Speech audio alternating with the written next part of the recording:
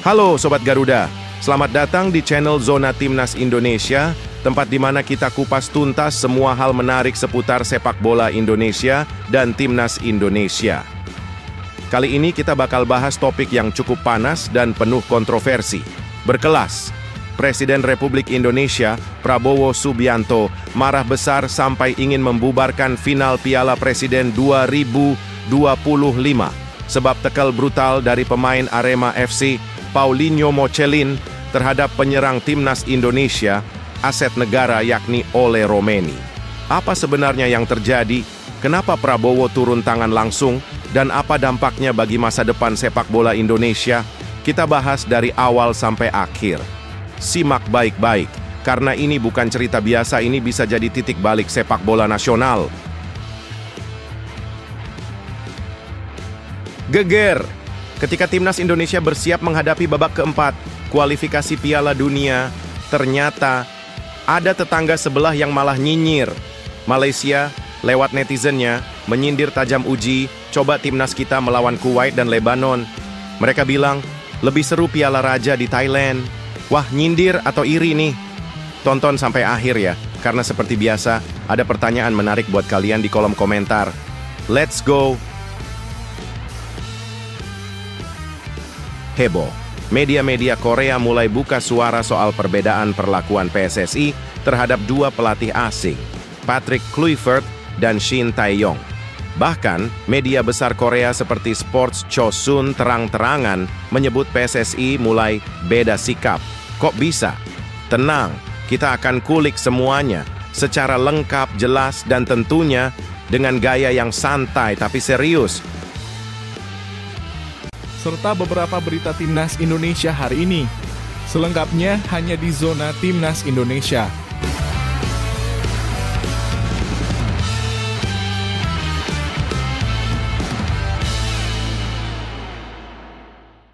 Sebelumnya, jangan lupa subscribe channel ini supaya tidak ketinggalan berita Timnas Indonesia. Berkelas, Presiden Republik Indonesia, Prabowo Subianto, marah besar sampai ingin membubarkan final Piala Presiden 2025 sebab tekel brutal dari pemain Arema FC, Paulinho Mocelin, terhadap penyerang Timnas Indonesia, aset negara yakni Ole Romeni. Apa sebenarnya yang terjadi? Kenapa Prabowo turun tangan langsung? Dan apa dampaknya bagi masa depan sepak bola Indonesia? Kita bahas dari awal sampai akhir. Simak baik-baik, karena ini bukan cerita biasa, ini bisa jadi titik balik sepak bola nasional. Pertandingan yang seharusnya jadi pemanasan biasa antara Arema FC melawan Oxford United tiba-tiba berubah jadi insiden internasional. Pada menit ke-13 babak pertama, Ole Romeni, striker naturalisasi andalan Timnas, sedang menggiring bola dengan kecepatan tinggi. Tapi dari arah samping, Paulinho Mocelin, pemain Arema, datang dengan tackle yang sangat kasar dan brak! Kakinya mendarat tepat di pergelangan kaki Ole. Ole langsung tumbang, tergeletak, menggeliat kesakitan. Tim medis segera masuk, dan setelah beberapa menit, keputusan pahit diambil. Ole harus ditarik keluar. Yang lebih menyakitkan, wasit hanya memberikan kartu kuning. Ya, hanya kuning. Usai pertandingan, Ole Romeni tidak tinggal diam. Melalui akun Instagramnya, ia mengunggah video replay dari tackle brutal Mocelin, memperlihatkan dengan jelas bagaimana kaki kirinya diinjak tepat di pergelangan. Dalam caption singkat namun tajam, Ole menulis, "Tidak kartu merah, lelucon." Komentar ini langsung viral. Ribuan netizen membanjiri unggahan tersebut. Banyak yang setuju. Itu seharusnya kartu merah mutlak. Bahkan beberapa mantan pemain dan pengamat menyebut, itu bukan tackle biasa, itu bisa mematikan karier. Padahal sebelum insiden itu, Ole sudah mencetak 1 gol dan menjadi ancaman nyata bagi Arema. Dia adalah pembobol, bomber, harapan besar Indonesia. Tapi sayangnya, pertandingan ini berubah menjadi mimpi buruk. Kemarahan publik rupanya ikut menggema hingga ke istana. Dan tidak main-main, Presiden Prabowo Subianto langsung bereaksi keras. Dalam konferensi terbatas yang bocor ke media, beliau menyebut, Ole Romeni adalah aset negara. Ini bukan sekadar pemain. Ini simbol masa depan sepak bola nasional. Dan saya marah besar melihat betapa lemahnya perlindungan terhadap pemain kita. Tidak berhenti di situ. Presiden juga mengecam keras PSSI dan pihak penyelenggara yang dianggap tidak profesional dan sembrono dalam mengatur pertandingan. Bahkan, beliau sedang mempertimbangkan pembatalan final Piala Presiden 2025, evaluasi total terhadap sistem perwasitan nasional, mengecam pemain Arema dan klub yang dianggap lalai. Pertanyaan besar mulai muncul. Siapa yang salah dalam insiden ini? Paulinho? Jelas dia pelaku tackle, tapi mengapa wasit hanya memberi kuning? Wasit dianggap tidak tegas, tidak berpihak pada keselamatan pemain. PSSI lagi-lagi dinilai gagal mengelola pertandingan dengan standar yang aman. Atau sistem sepak bola kita secara keseluruhan yang tidak punya perlindungan serius terhadap pemain inti, padahal ini hanya pertandingan pramusim. Tapi risikonya bisa merusak karier pemain penting untuk Piala Asia dan kualifikasi Piala Dunia. Kondisi terakhir menyebut bahwa Ole mengalami cedera di pergelangan kaki dan harus menjalani masa pemulihan setidaknya beberapa minggu. Ini sangat merugikan bagi timnas, apalagi menjelang laga penting internasional. Bayangkan, kalau cedera itu lebih parah, karier Ole bisa tamat. Indonesia kehilangan penyerang tajam. Dan semuanya karena pertandingan pramusim yang diatur buruk. Tagar seperti #SaveOleRomeni, #Bubarkan Piala Presiden, #PSSIOut, dan #JusticeForAll langsung trending di berbagai platform. Netizen bersatu. Bahkan fans Arema pun banyak yang mengkritik tindakan Paulinho. Ini bukan soal klub, ini soal kemanusiaan dan profesionalisme. Presiden Prabowo sudah menunjukkan sikap tegas, tapi apakah akan ada perubahan nyata? Haruskah Piala Presiden dihentikan? Haruskah PSSI dibenahi total? Dan haruskah ada regulasi ketat agar aset negara seperti Ole lebih dilindungi? Sobat Garuda, sekarang giliran kalian bersuara. Menurut kalian, siapa yang paling bertanggung jawab atas cedera Ole Romeni? Apakah benar Presiden Prabowo perlu membubarkan Piala Presiden demi keselamatan pemain? Atau justru ini saatnya kita evaluasi total PSSI dari atas sampai bawah? Tulis pendapat kalian di kolom komentar. Kita butuh suara dari rakyat sepak bola, bukan hanya dari kursi petinggi. Jangan lupa like, subscribe, dan nyalakan lonceng agar tidak ketinggalan pembahasan panas lainnya. Salam hormat untuk semua pejuang sepak bola Indonesia.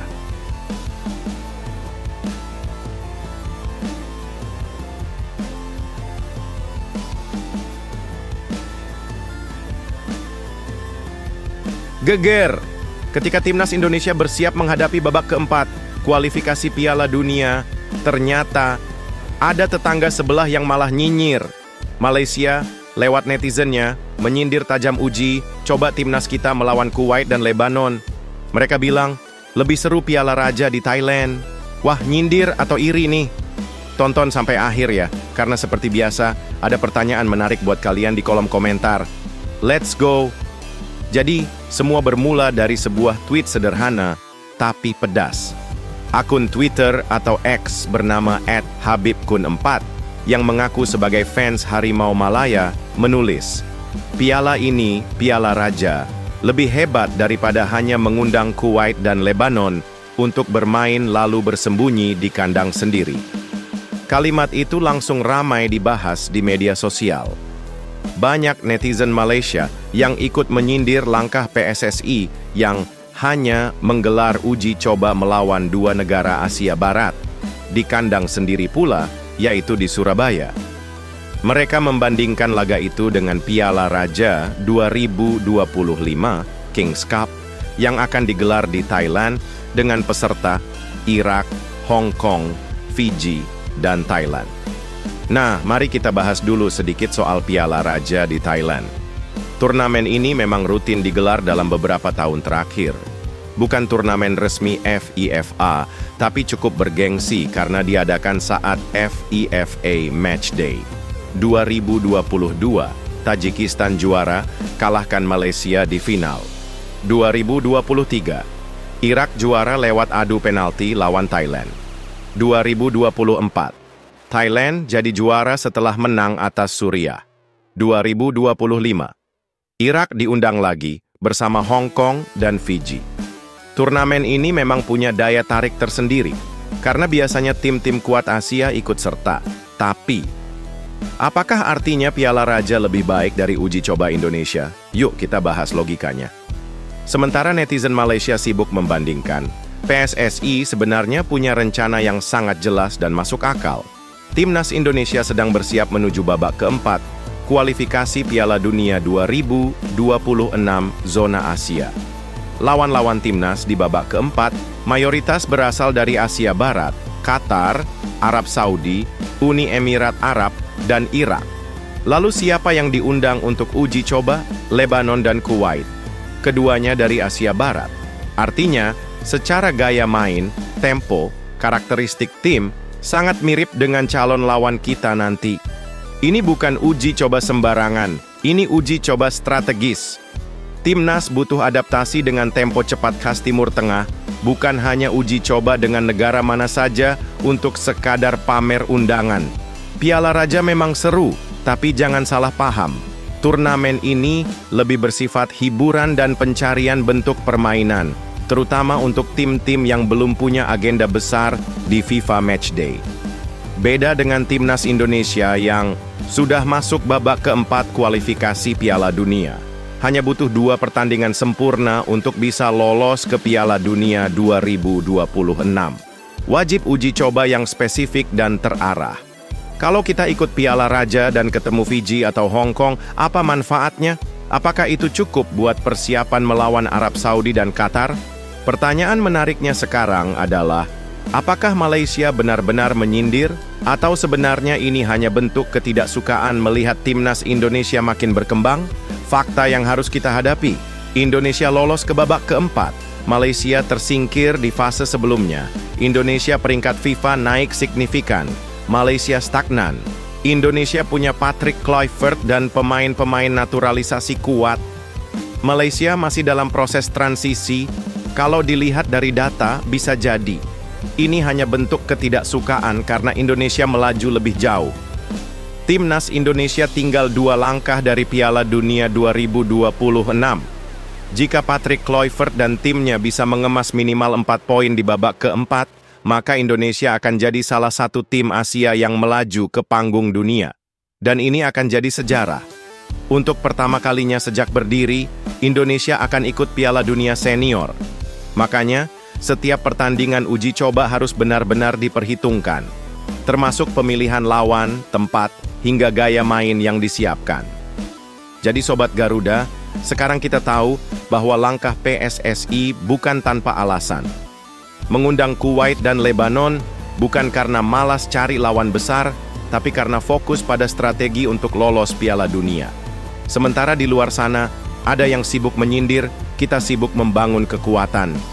Tapi sekarang pertanyaannya, dan ini buat kalian semua yang nonton, menurut kalian, apakah timnas Indonesia lebih baik ikut Piala Raja atau memang uji coba lawan tim Asia Barat itu keputusan yang tepat? Apakah sindiran netizen Malaysia itu wajar atau justru tidak berdasar?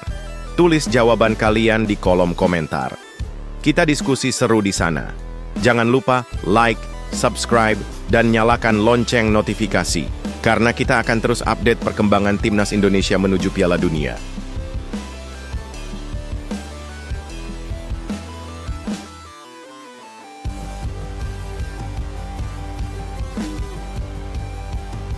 Heboh. Media-media Korea mulai buka suara soal perbedaan perlakuan PSSI terhadap 2 pelatih asing, Patrick Kluivert dan Shin Tae-yong. Bahkan, media besar Korea seperti Sports Chosun terang-terangan menyebut PSSI mulai beda sikap. Kok bisa? Tenang, kita akan kulik semuanya secara lengkap, jelas, dan tentunya dengan gaya yang santai tapi serius. Jadi begini ceritanya teman-teman. Setelah PSSI resmi menunjuk Patrick Kluivert sebagai pelatih kepala timnas Indonesia, publik menyambut dengan antusias. Siapa sih yang nggak kenal Kluivert? Legenda Belanda, ex-Barcelona, punya nama besar di Eropa.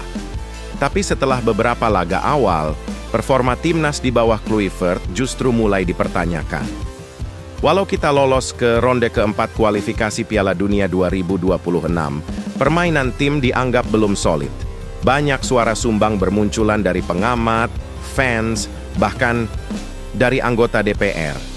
Nah, disinilah media Korea Selatan mulai menaruh perhatian. Media ternama Sports Chosun mengeluarkan laporan yang cukup tajam. Mereka menulis, dan ini terjemahan bebasnya. Tidak seperti pelatih Shin Tae-yong, Persatuan Sepak Bola Indonesia tampaknya lebih sabar kepada Patrick Kluivert. Dalam artikel itu, mereka juga menyebut bahwa PSSI bersikap lebih lembut kepada Kluivert. Padahal hasil awal tidak terlalu mengesankan. Padahal saat Shin Tae-yong memulai debutnya, tekanan luar biasa langsung datang dari berbagai pihak, dan hampir setiap langkahnya diawasi ketat. Pertanyaannya, kenapa bisa beda perlakuan? Menanggapi situasi ini, Ketua Umum PSSI, Erick Thohir, akhirnya buka suara. Ia bilang, "Kami memberi kesempatan kepada pelatih Shin Tae-yong selama 5 tahun. Pelatih Kluivert memiliki kontrak selama 2 tahun. Kita akan menunggu." Menurut Erick, sepak bola itu soal proses. Pembangunan tim tidak bisa dilihat hanya dari 1-2 pertandingan. Dan iya sih, dari sisi manajemen, ini masuk akal. Tapi yang jadi pertanyaan dari media Korea dan publik kita adalah, kenapa dulu STY ditekan habis-habisan sejak awal, sedangkan Kluivert diberi waktu dan kesabaran? Kritik juga datang dari dalam negeri. Salah satu yang cukup vokal adalah anggota DPR RI, Andre Rosiade. Ia bilang, kalau Indonesia gagal di ronde keempat kualifikasi Piala Dunia, saya pikir Kluivert harus dievaluasi, bahkan dipecat. Kita harus tahu apakah keputusan PSSI menunjuk Kluivert itu benar atau tidak. Pernyataan Andre ini makin menambah tekanan ke tubuh PSSI. Dan tentu saja media Korea langsung menangkap itu sebagai indikasi bahwa publik Indonesia mulai tidak sabar. Kalau kita lihat ke belakang, era Shin Tae-yong bukan tanpa masalah. Tapi harus diakui, STY datang saat timnas Indonesia sedang hancur-hancurnya. Ranking FIFA di luar 170, mental pemain drop, dan minim prestasi internasional. Namun pelan-pelan STY membangun pondasi. Kita masuk final Piala AFF, peringkat FIFA naik, bahkan sukses menembus putaran ketiga kualifikasi Piala Dunia untuk pertama kalinya. Nah, sekarang Kluivert tinggal melanjutkan. Tapi justru tim terlihat belum klik. Dan wajar, media Korea mempertanyakan, kenapa STY yang membangun dari nol ditekan terus, sedangkan Kluivert yang melanjutkan malah dimanja? Saat ini, PSSI berada di tengah pusaran ekspektasi dan tekanan. Di satu sisi ingin profesional, di sisi lain harus adil. Yang publik inginkan adalah konsistensi dalam bersikap. Siapapun pelatihnya harus dievaluasi berdasarkan kinerja. Kalau memang Kluivert masih dalam tahap adaptasi, beri waktu. Tapi kalau hasilnya jeblok, ya harus siap dievaluasi, sama seperti Shin Tae-yong dulu. Jadi, teman-teman, sorotan media Korea ini bisa jadi pengingat buat kita semua, bahwa dalam sepak bola nasional, transparansi, keadilan, dan konsistensi adalah kunci membangun kepercayaan publik. Dan sekarang, giliran kalian untuk ikut berdiskusi. Menurut kalian, apakah PSSI memang bersikap tidak adil antara Shin Tae-yong dan Patrick Kluivert? Haruskah Kluivert diberi waktu lebih lama atau mulai dievaluasi sejak sekarang? Dan siapa yang lebih layak melatih timnas? Pelatih Eropa seperti Kluivert atau pelatih Asia seperti STY? Tulis komentar kalian di bawah. Jangan lupa like kalau kalian setuju topik ini penting, dan subscribe supaya nggak ketinggalan update panas berikutnya.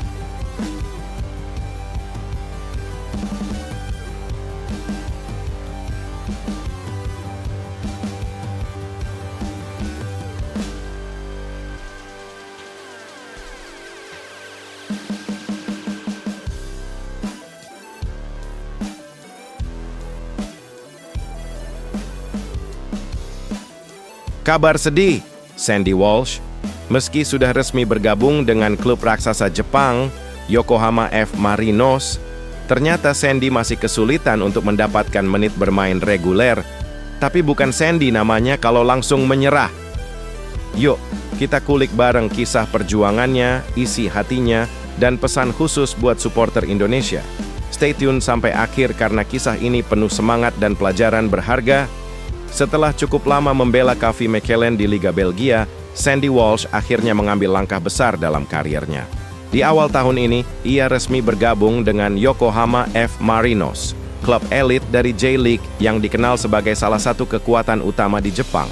Langkah ini tentu saja bikin bangga supporter Indonesia. Karena bukan hal mudah bagi pemain Asia Tenggara untuk bisa masuk ke sistem sepak bola Jepang yang terkenal kompetitif dan ketat. Tapi kenyataan di lapangan ternyata nggak semanis harapan. Sejak datang ke Marinos, Sandy baru tampil di 12 pertandingan saja. Bahkan sebagian besar bukan sebagai starter. Dalam wawancara terbarunya, Sandy Walsh buka suara. Ia mengaku sadar kalau fans kecewa karena jarang melihat aksinya di lapangan. Tapi begini katanya, sepak bola adalah tentang pilihan.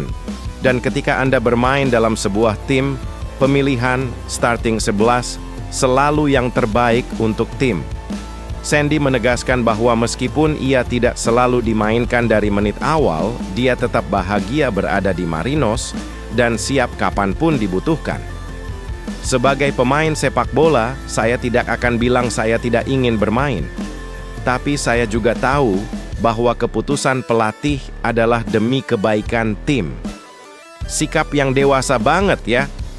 Bukannya marah atau frustrasi, Sandy justru memilih untuk berlatih lebih keras dan menunggu momennya datang. Dalam sepak bola profesional, kompetisi untuk mendapatkan tempat di starting 11 itu sangat ketat. Bahkan di klub seperti Marinos, pemain asing pun belum tentu langsung jadi pilihan utama. Sandy bilang, saya tetaplah seperti pemain lain yang berkarir di luar negeri. Kami tidak bisa mengontrol menit bermain, tapi kami bisa mengontrol usaha dan sikap kami di lapangan. Ia juga menambahkan, yang penting, saat kesempatan itu datang, saya akan berikan 100%. Saya tidak mau sia-siakan momen itu. Mentalitas seperti inilah yang bikin Sandy tetap dihormati. Bukan cuma oleh pelatih dan rekan satu tim, tapi juga oleh fans Indonesia dan pecinta sepak bola netral. Sandy Walsh tahu bahwa banyak supporter Indonesia yang menantikan penampilannya. Dan untuk itu, dia punya pesan khusus. Kepada para penggemar Indonesia, teruslah mendukung. Kami para pemain selalu bekerja keras agar bisa mendapatkan menit bermain dan tampil sebaik mungkin untuk membuat kalian bangga. Dia sadar, performa di klub akan menentukan kondisinya saat gabung dengan timnas. Jadi meski belum rutin main, dia tetap menjaga kebugaran dan fokus dalam latihan demi bisa tampil maksimal saat dipanggil ke timnas nanti. Saya ingin fit dan siap saat kembali ke timnas. Itu tujuan utama saya. Jadi apa langkah Sandy selanjutnya? Saat ini dia memilih bertahan dan berjuang di Marinos. Belum ada kabar tentang ingin pindah atau cari klub baru. Dia masih percaya bahwa waktunya akan datang. Dan siapa tahu, dengan sikap profesional dan konsistensi seperti ini, pelatih Marinos akan mulai memberi kepercayaan lebih. Sandy sudah terbukti mampu di level Eropa dan kini tinggal menunggu momen bersinar di Jepang. Nah, Sobat Garuda, itulah kisah perjuangan Sandy Walsh yang meskipun jauh dari sorotan utama, tetap semangat dan profesional dalam menjalani kariernya di luar negeri. Sikap seperti inilah yang patut kita hargai sebagai fans. Ingat, jadi pemain abroad bukan cuma soal tampil di TV atau bikin highlight keren, tapi juga soal mental bertahan, kerja keras, dan dedikasi meski tidak selalu mendapat panggung utama. Sekarang, giliran kalian buat ikut diskusi di kolom komentar. Apakah Sandy Walsh sebaiknya bertahan di Marinos atau pindah ke klub lain agar bisa dapat menit bermain lebih banyak? Menurut kalian, seberapa penting peran pemain abroad seperti Sandy untuk timnas Indonesia ke depan? Tulis pendapat kalian di komentar ya. Jangan lupa, Like kalau kalian bangga punya pemain seperti Sandy Walsh, dan subscribe supaya nggak ketinggalan update terbaru tentang pemain timnas di luar negeri.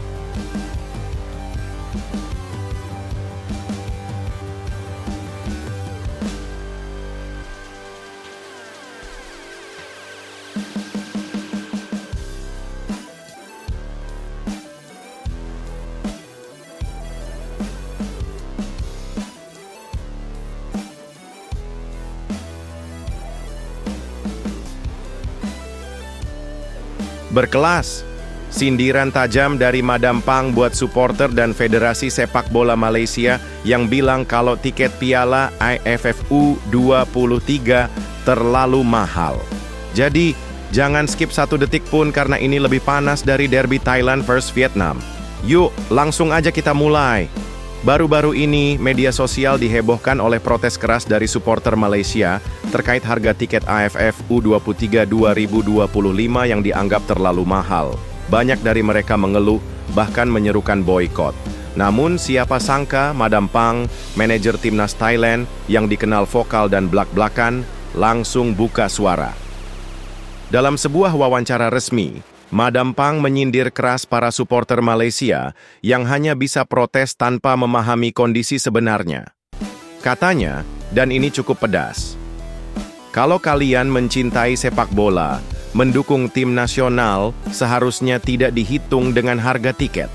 Di Thailand, kami datang ke stadion bukan karena murah atau mahal, tapi karena cinta pada negara.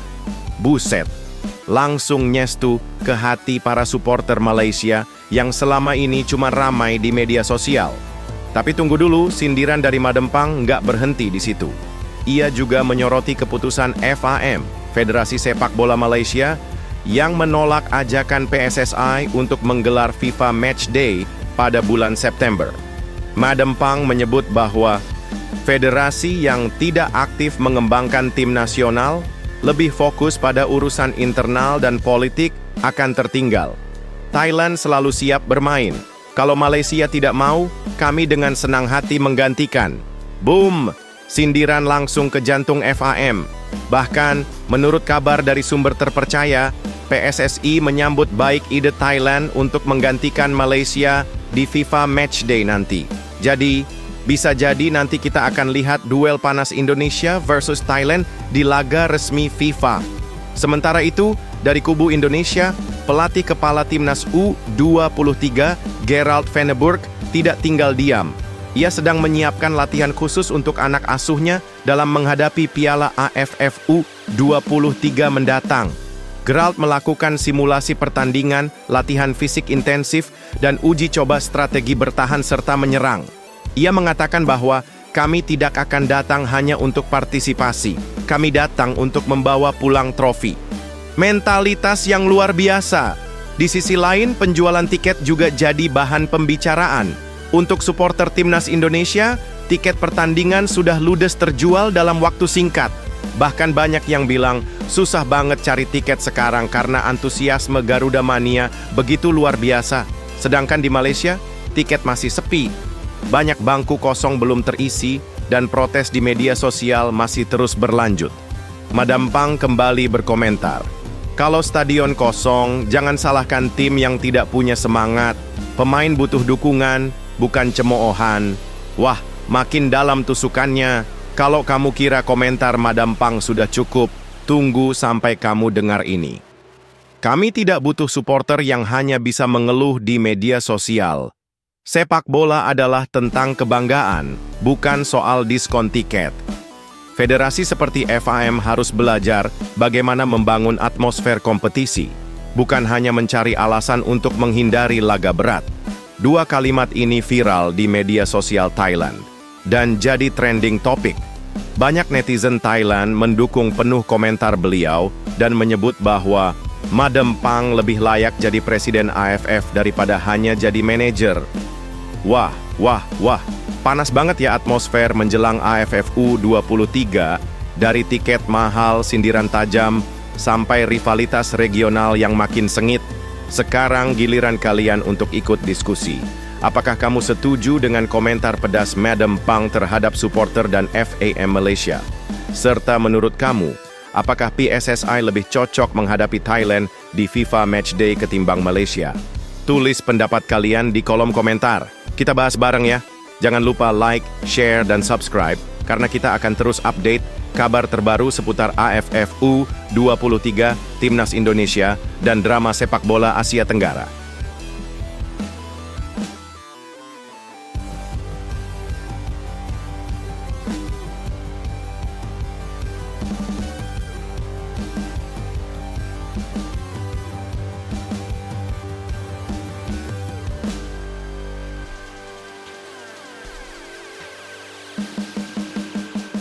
Ini baru mantap. Namanya kini makin sering dibicarakan, bukan hanya oleh fans Timnas Indonesia, tapi juga oleh media Jerman. Kevin Dix, bek berdarah Maluku yang baru saja menandatangani kontrak dengan Borussia Mönchengladbach, langsung mencuri perhatian, bahkan disebut-sebut sebagai calon kapten baru. Tapi, apa kata Kevin Dix soal ini? Dan bagaimana langkah awalnya di Bundesliga, liga paling kompetitif di Eropa ini? Yuk, kita kupas tuntas di video kali ini. Kevin Dix Bakarbesi lahir pada 6 Oktober 1996 di Apeldoorn, Belanda. Ia memiliki darah Indonesia dari garis keturunan Maluku. Perjalanan sepak bolanya dimulai di Akademi Vitesse Arnhem, sebelum kemudian mencicipi pengalaman di beberapa klub besar seperti Fiorentina di Serie A dan Feyenoord di Eredivisie. Sebelum pindah ke Jerman, Kevin membela FC Copenhagen, klub raksasa asal Denmark. Di musim terakhirnya, Kevin berhasil menyabet 2 trofi, dan itu jadi bukti bahwa dirinya bukan pemain sembarangan. Kepindahan Kevin ke Borussia Mönchengladbach jadi sejarah tersendiri, karena untuk pertama kalinya ada pemain asal Indonesia yang bermain di Bundesliga. Kevin direkrut dengan status bebas transfer. Meski datang sebagai pemain baru, pelatih Gerardo Seoane ternyata langsung menaruh kepercayaan tinggi padanya. Bahkan menyebut Kevin sebagai sosok yang berpotensi jadi kapten klub. Wah, belum juga debut resmi, udah dilirik untuk jadi pemimpin di lapangan. Tapi bagaimana respons Kevin sendiri saat ditanya soal peluang menjadi kapten tim? Tenang dulu, katanya. Kevin Dix justru memilih merendah. Ia mengaku belum ingin berpikir sejauh itu. Fokus utama saat ini adalah merebut tempat di tim utama. Mungkin tidak mudah, tapi saya harus memenangi tempat dan belajar bagaimana cara kerja klub, ucap Kevin dengan tegas. Dia juga menyebut 2 pemain senior, Tim Kleindienst dan Julian Weigl, sebagai teman yang membantunya beradaptasi. Bahkan mereka sudah ngobrol sejak 5 bulan sebelum Kevin datang ke Jerman. Ini menunjukkan bahwa proses adaptasi Kevin bukan dimulai dari nol. Ia sudah punya jembatan untuk mengenal suasana tim. Kevin juga menyoroti satu hal yang menurutnya sangat penting, dukungan dari masyarakat Indonesia. Saya mendapat banyak sekali dukungan dari Indonesia, katanya. Dan benar saja, setiap unggahan Borussia yang menampilkan Kevin langsung dibanjiri komentar berbahasa Indonesia. Kevin percaya bahwa aura semangat dari tanah air akan sampai ke ruang ganti di Vollen, dan ini bukan omong kosong, karena basis fans sepak bola Indonesia memang luar biasa militan.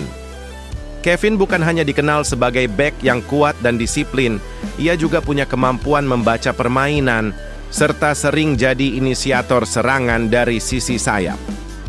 Pelatih Gerardo Seoane menyebut Kevin sebagai pemain yang banyak bicara di lapangan, suka menjalin koneksi, dan punya mental pemimpin. Ini bukan pujian sembarangan. Dan kita tahu, jadi kapten bukan soal usia atau senioritas, tapi soal pengaruh. Kalau Kevin bisa konsisten dan terus bermain bagus, bisa jadi julukan kapten pertama asal Indonesia di Bundesliga bukan cuma mimpi. Tentu tantangan di Bundesliga tidak ringan. Kevin harus bersaing dengan pemain-pemain top Eropa, menghadapi atmosfer stadion yang intens, serta tekanan dari media Jerman yang terkenal tajam. Tapi Kevin datang dengan niat besar dan semangat baru. Ia tahu bahwa ini adalah kesempatan emas, bukan hanya untuk dirinya sendiri, tapi juga untuk membuka jalan bagi pemain Indonesia lainnya di Eropa.